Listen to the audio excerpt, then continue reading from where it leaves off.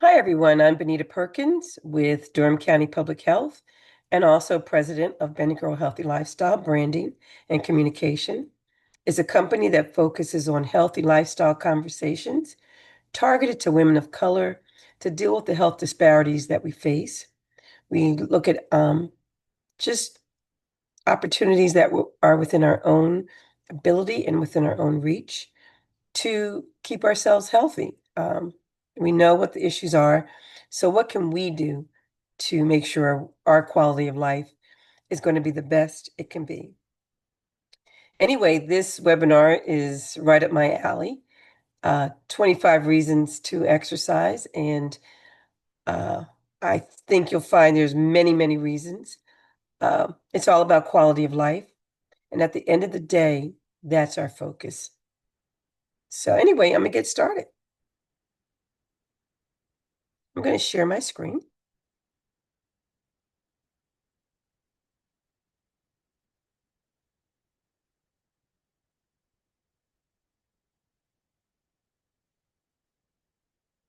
We go.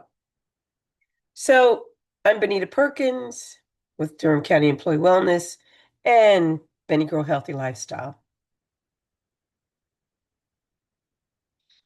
25 reasons to exercise. I've been programming and writing about exercise and wellness for many years, and it never ceases to amaze me how incredible the exercise process is for our lifestyle and well-being. The feel-good reasons alone should be the impetus for everyone exercising every day. When I look at this list, I sometimes wonder why everyone isn't on board. This list is in no particular order, and hopefully, any of the reasons will motivate you to exercise. The first one is probably the most well known. Exercise combats heart disease. I'm going to start with the most obvious and promoted reason. There is a direct relation between physical activity and cardiovascular death. Regular physical activity makes your heart, like any other muscle, stronger. A stronger heart can pump more blood with less effort. In a long-term Swedish study, women and men who were physically active at least twice a week had a 41% lower risk of developing coronary heart disease than those who perform no exercise. Regular exercise also prevents heart disease by lowering blood pressure, increasing the good HDL cholesterols that transport fat away from the arteries and back to the liver for processing, and reducing the levels of bad LTL cholesterols that can form fatty deposits in the arteries and prevent blood clots. This takes us to reason two.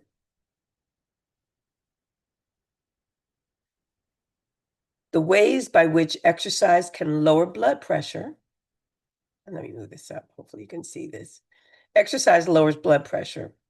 The ways by which exercise can cause a reduction in blood pressure are unclear, but all forms of exercises seem to be effective. Regular exercise decreases blood pressure in approximately 75% of hypertensive cases and may decrease blood pressure in overweight and obese persons even without changing their body weight.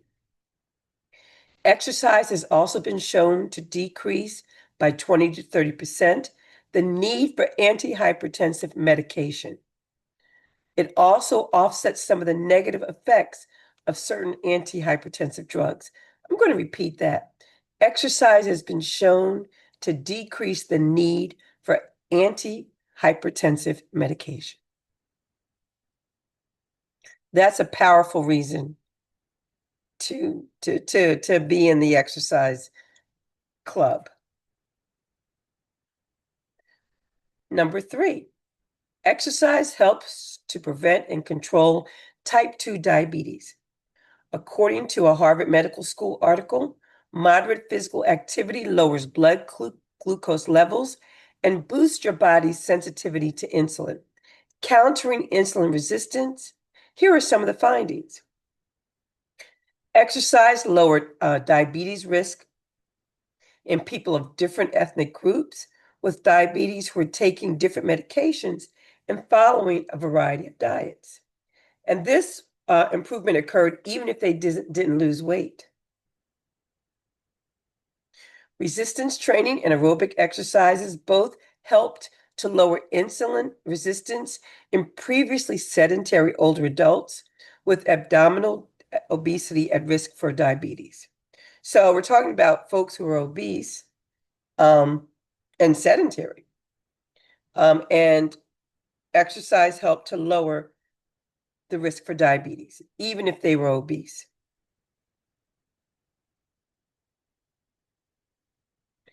Combining the two types of exercises, both resistance training and aerobics, proved more beneficial than doing either one or the other. People with diabetes who walked at least 2 hours a week were less likely to die of heart disease than their sedentary counterparts, and those who exercised 3 to 4 hours a week cut their risk even more. Women with diabetes who spend at least 4 hours a week doing moderate exercise, including walking or vigorous exercise, had a 40% lower risk of developing heart disease than those who did not exercise. These benefits persisted even after researchers adjusted for factors like BMI, body mass index, or weight, smoking, and other heart disease risk factors. Reason 4, exercise prevents the growth of fat that surrounds the midsection.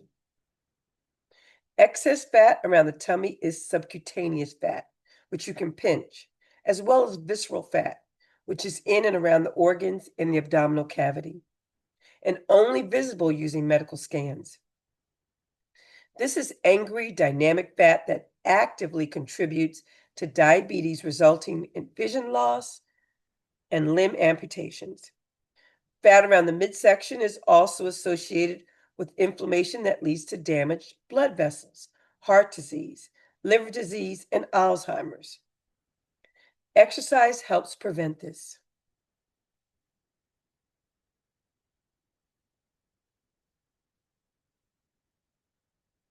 Reason 5, exercise lowers the risk of several forms of cancer, including colon and breast cancer. It also helps speed recovery from chemotherapy treatments. A new study from researchers at the American Cancer Society and National Cancer Institute linked exercise with a lower risk of 13 specific types of cancers. That's a lot. You can research this if you want, but it's a lot of, there's a lot of proof that it's very helpful with either lowering your risk of cancer or helping to heal from it.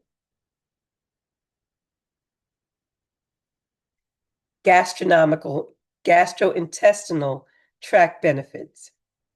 Exercise is beneficial for persons suffering from colitis, constipation, and IBS, or inflammatory bowel disease. While nutrition has much to do with it, exercise and more generally being active also plays a huge role in how our digestive systems function. Over time, exercise helps strengthen the digestive tract and helps keep the gut healthy. Evidence suggests that exercise has other benefits, including enhancing the microbiota found in the gut and reducing the risk of colon cancer, which we mentioned before. Conversely, as you become less active, your intestinal flow tends to slow down. Physical activity can also have short-term benefits for our digestion. Exercise increases blood flow towards the muscles and the digestive tract, which can help move food through the digestive tract. In addition to constipation, exercise has also been shown to alleviate heartburn, gas, and stomach cramps. Very good for your any abdominal issues you may be suffering. Alternative to hormone replacement therapy. So for postmenopausal women, it is an alternative to hormone therapy. So women, high intensity exercises significantly reduce and prevent the immediate symptoms of menopause, hot flashes, sleep disturbances, irritability, and decrease the long-term risk of cardiovascular disease, osteoporosis, and obesity associated with menopause. Exercise in that same vein helps to prevent osteoporosis.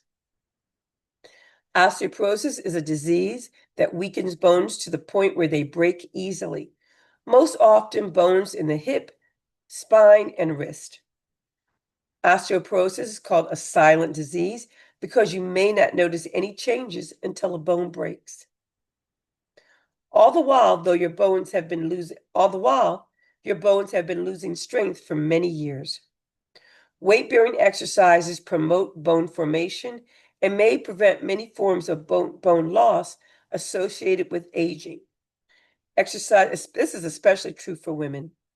Exercise is known to increase bone density and improve overall bone health. But not all exercises are equal when it comes to building strong bones. A University of Michigan study determined the following exercises are recommended for maintaining bone density: weightlifting, tennis, running, and with other plyometric moves, basketball, anything where you're jumping, and running because of the repetitive muscle use. Although researchers did not establish which of the three factors is the most important, they concluded that increased density can be achieved with as little as 12 to 20 minutes of exercise performed 3 times a week.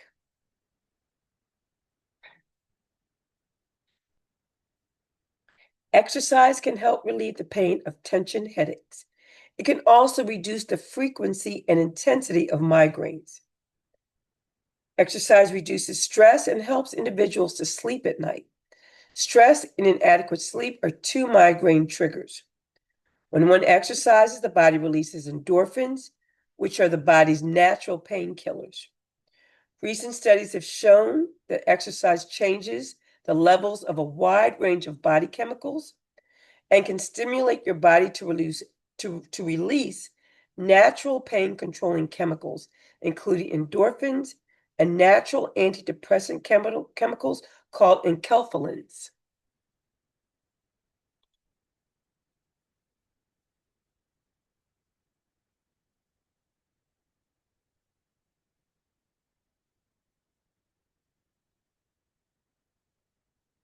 Okay, I think I'm here.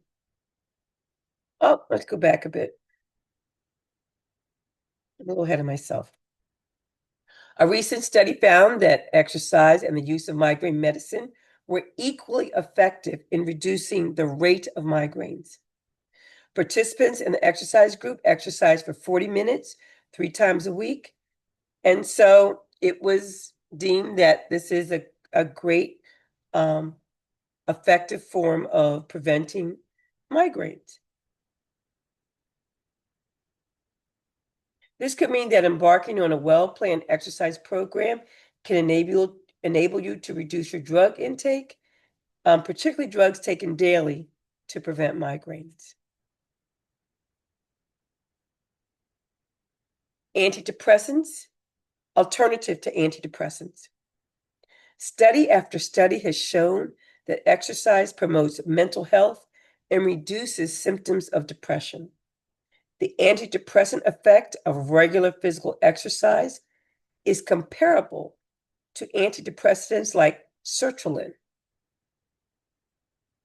Research suggests that it may take at least 30 minutes of exercise a day for at least 5 days a week to significantly improve symptoms of depression. However, small amounts of activity, as little as 10 to 15 minutes a day, have been shown to reduce depression and anxiety.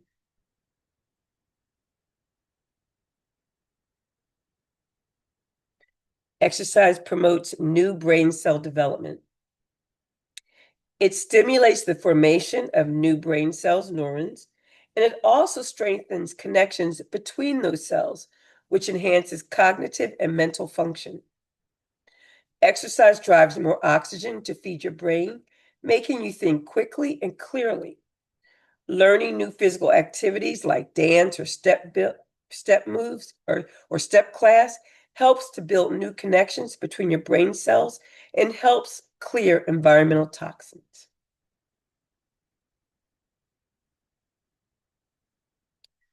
Exercise may delay cognitive impairment and dementia. Older adults who engage in regular physical exercise have better performance in tests, implying decision-making process, memory, and problem solving is improved. In that same vein, exercise lowers expectations for Alzheimer's and senility. According to the Alzheimer's Research and Prevention Foundation, regular exercise can reduce your risk of developing Alzheimer's disease by up to 50%. It can slow further deterioration in those who have already started to develop cognitive problems.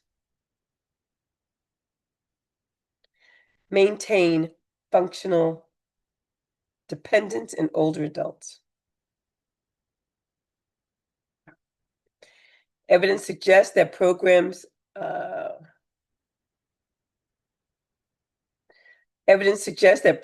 based on aerobic and resistance exercise can be used to restore or maintain functional independence in older adults and may also potentially prevent, delay, or reverse frailty in maintaining independence.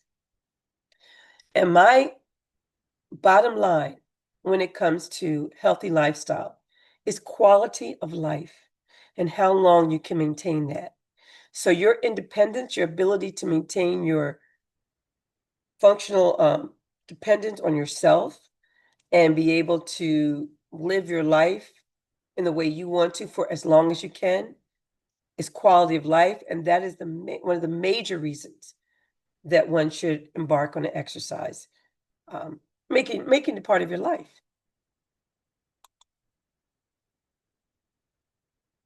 And what about children?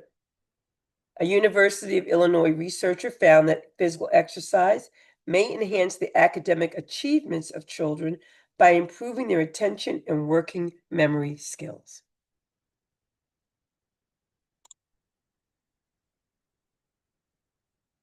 Stronger immune system. Regular exercise helps combat free radicals and helps reduce disease and infections. Consequently, it reduces the risk of colds and or minimizes the symptoms if one has contracted a cold. It also helps to control asthma. And I'm going to take a quick aside here. When COVID started, I decided to look at how exercise can help with immunity, which is what, everyone was pining for in that era of COVID. And it was amazing the information that came across, and I ended up doing webinars and papers on it at how important exercise is for our immune system. Forget having a six-pack, forget, buns of steel. This is why we do it. It reduces it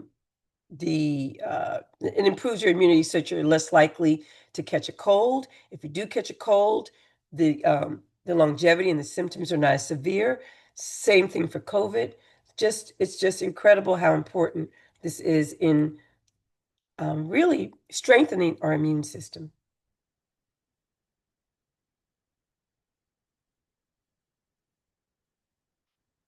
Better sleep. Exercise promotes better sleep. If you suffer from poor sleep, daily exercise can help make the difference. The natural dip in body temperature 5 to 6 hours after exercise may help you to fall asleep.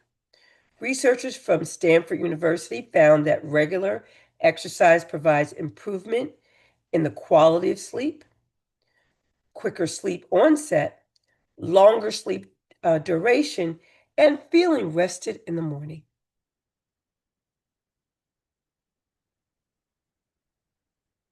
Better sex life.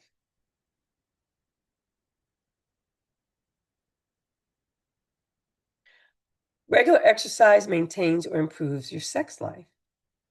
Physical improvements in muscle strength, tone, and endurance, and body composition and cardiovascular function can all enhance sex functioning in both men and women. Men who exercise regularly are less likely to have erectile dysfunction and impotence compared with men who don't exercise. Exercise helps sexual aging. I'm sorry about the eye stock image. I thought it was handled, but it wasn't. 60-year-olds who exercise frequently report having the same amount of sex and sexual pleasure as people decades younger. One study examined the sexual frequency and satisfaction ratings of swimmers who were 60 and older and found that they were the same as those 20 years younger. If you exercise a lot, your sexual age will be years younger than your chronological age. Who doesn't want to have that? Exercise improves psychological well being and self esteem. Gaining control of your body size and weight through fitness is an amazing way to increase self esteem. Not only will you have more confidence in yourself, you'll be perceived as kinder, smarter, and more confident. That's just the way the world works. Okay. I don't control that, but that is, how people perceive those who are in good physical shape. Physical activity is not, it gives you more energy. Physical activity is not only an effective weight loss method, it's also a great way to increase your energy levels. Having energy to enjoy life is probably the best reason to exercise. I can personally attest to the times I've walked in to teach a class with a headache, or I'm tired, or stressed. And I have to say that at least 98% of the time, I leave the class having to remember what bothered me when I first came in. It's a true testament to the mental power and benefits of exercise giving you energy. Tone defined muscles improve your metabolism. The more you exercise, the stronger and healthier your muscles become, and the better they'll serve you. Improving muscle mass through strength training decreases fat tissue and consequently increases your metabolism, which helps to maintain or lose weight. It takes a lot more energy to maintain muscle than fat.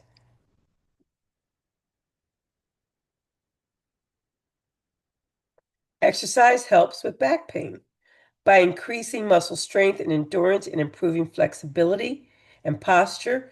Regular exercise helps to prevent back pain. High quality studies prove that exercise is an effective treatment for low back pain.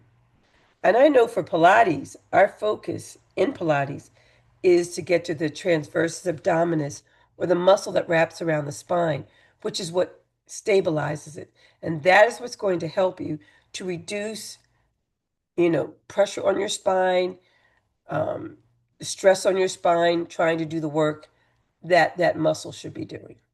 So it's a great reason to exercise, especially to do Pilates, to take Pilates.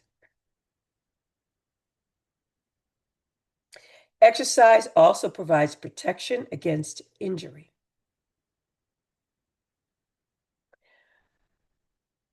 Number 24, exercise allows you to consume greater quantities of food and still maintain a caloric balance, or put simply, it helps you to maintain a healthy weight.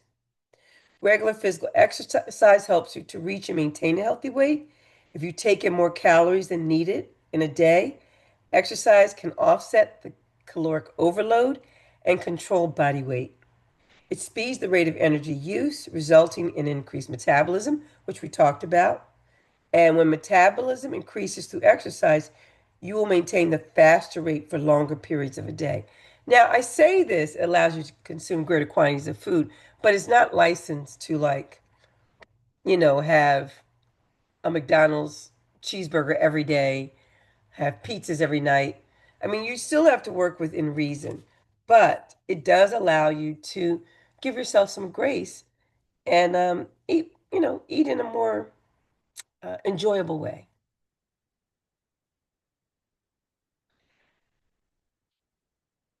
Reason number five, exercise improves balance and coordination.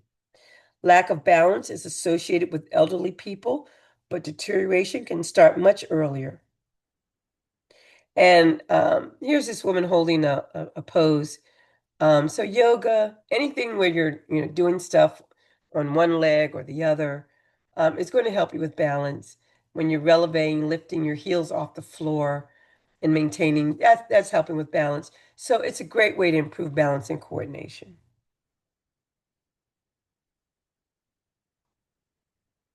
Okay, I have two more here. Exercise boosts creativity and productivity at work. And I don't have really any words to say, but I think with the neurons and the energy and all that, it makes sense that it would allow you, it give you the leeway to be more creative and be more productive, um, because you just have more going for you. And lastly, but most one of the best reasons, exercise reduces medical and healthcare costs. Let's just say exercise along with eating nutritious food is probably one of the best forms of health insurance you'll ever have. So I'm going to end here. This is re-recorded, but because the slideshow didn't quite come out the way. But if you have any questions or any comments, please feel free to reach out to me. This webinar is, and you can also go to our GoToWebinar channel. I'm going to leave it here for a second. This webinar will be on there. You can always revisit it, as well as a lot of uh, great content on a wide variety of health issues that Durham County Public Health, and in particular, health promotion, has put together. Thank you so much.